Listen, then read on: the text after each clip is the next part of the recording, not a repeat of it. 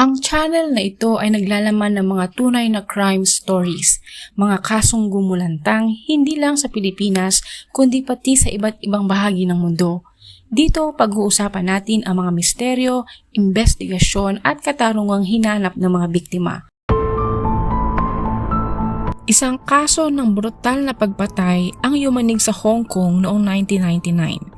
Isang babae ang pinahirapan sa loob ng isang buwan at nang siya'y bawian ng buhay, ang kanyang bungo ay inilagay sa loob ng isang Hello Kitty stuffed toy. Isang krimen na nag-iwan ng takot, misteryo at pangamba.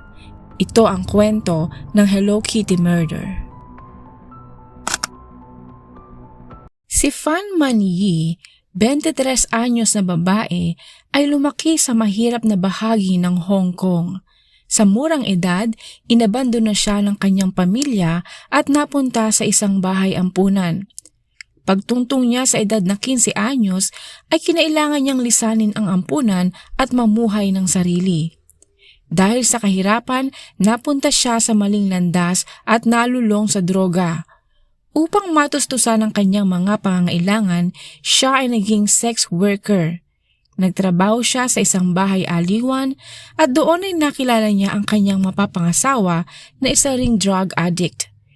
Ikinasal sila taong 1996 at pagkatapos ng 2 taong pagsasama ay nagsilang siya ng isang sanggol na lalaki. Sa pagtatrabaho niya rin bilang hostess sa isang nightclub, nakilala niya ang mga lalaking magiging dahilan ng kanyang nakakagimbal na trahedya. Dito niya nakilala si Chan Man Lok, isang 33 anyos na leader ng isang gang. Kilala si Chan sa mundo ng iligal na droga at prostitusyon. Kasama niya ang kanyang mga kasabwat, sina Lung Shengcho at Lung Wailun. Sila ay kilalang marahas at walang awa sa sinumang tumutol sa kanilang kagustuhan. Ayon sa ulat, may utang si Fan Man Yi kay Chan Man Lok. Si Chan ay isa sa regular na customer ni Fan sa bahay aliwan. Dahil marahil sa desperado si Fan sa pera, nagdesisyon siyang nakawin ang pitaka ni Chan na naglalaman ng 4,000 Hong Kong dollars o mahigit kumulang 20,000 pesos noong panahong iyon. Ngunit sa kanyang maling hakbang, mas lalo niyang ipinahamak ang sarili. Nalaman ito ni Chan at dahil dito nais niyang turuan ng leksyon si Fan.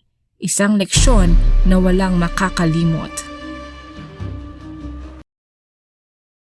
Noong Marso 1999, dinukot ni Chan at ng kanyang grupo si Fan at dinala sa isang apartment.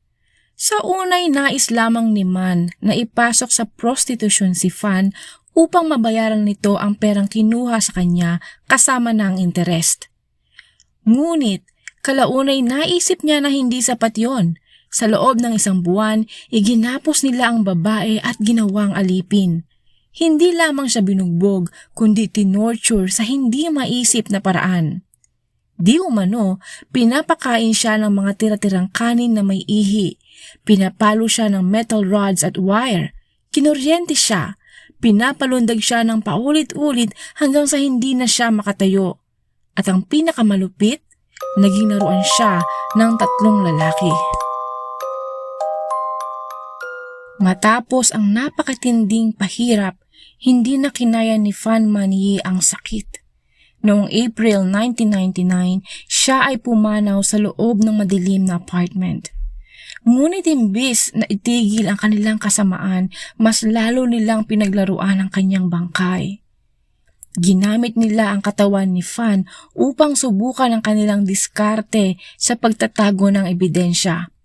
Pinutol nila ang kanyang katawan, niluto ang laman upang hindi bumaho at ang kanyang bungo ipinasok sa loob ng isang Hello Kitty stuffed toy. Paano nalaman ng mga kinauukulan ang kasuklam-suklam na krimeng ito? Ito ay dahil sa isang 14 anyos na babae. Matapos ang ilang linggong pagkamatay ni Fan, isang batang babae ang lumapit sa mga pulis. Siya ay si Afong. Di umano siya ay babae ni Man at isa sa mga naging kasabwat sa pag-torture kay Fan. Ngunit dahil sa takot at usig ng konsensya, nagdesisyon si Afong na ipagtapat ang buong pangyayari sa mga pulis. Nang pasukin ng pulisya ang apartment, bumungad sa kanila ang isang bangungot, isang Hello Kitty stuffed toy na may laman na bungo ng tao. At dahil dito agad na inaresto sina Chan Man-lok, Lung Xing-cho at Lung Wai-lun. Ngunit dahil sa kawalan ng malinaw na ebidensya kung paano namatay si Fan Man-yi, hindi sila nahatulan ng murder. Sa halip, sila ay nasentensyahan ng manslaughter o hindi sinasadyang pagpatay at nakulong ng habang buhay noong December 2000. Matapos ang paglilitis, ang bungo ni Fan ay inilagak sa forensic pathologist habang hindi pa natatapos ang appeal process ng mga nasasakdal. Noong March 2004, ibinalik ito sa kanyang pamilya at na-cremate. Ang apartment building naman kung saan naganap ang krimen ay na-demolish na at natayuan ng isang hotel kung saan may 3 Buddha portraits bilang pag-alaala. Isang kwintas na pag-aari ni Fan na nakita sa refrigerator sa pinangyarihan ng krimen ang ibinigay sa kanyang anak. Ang Hello Kitty murder ay isa sa pinakamadilim na krimen sa kasaysayan ng Hong Kong. Ipinakita nito ang kawalan ng konsensya ng ilan at ang sakit na maaring idulot ng droga at karahasan. Ito rin ay isang babala na sa mundong ito may mga halimaw na nagkukubli sa anyo ng tao. Mahalaga ang pagkakaroon ng hustisya, ngunit sa kaso ni Fan Man-yi, sapat nga ba ang hatol na ibinigay sa mga pumatay sa kanya? Anong masasabi mo tungkol dito? Hanggang sa susunod.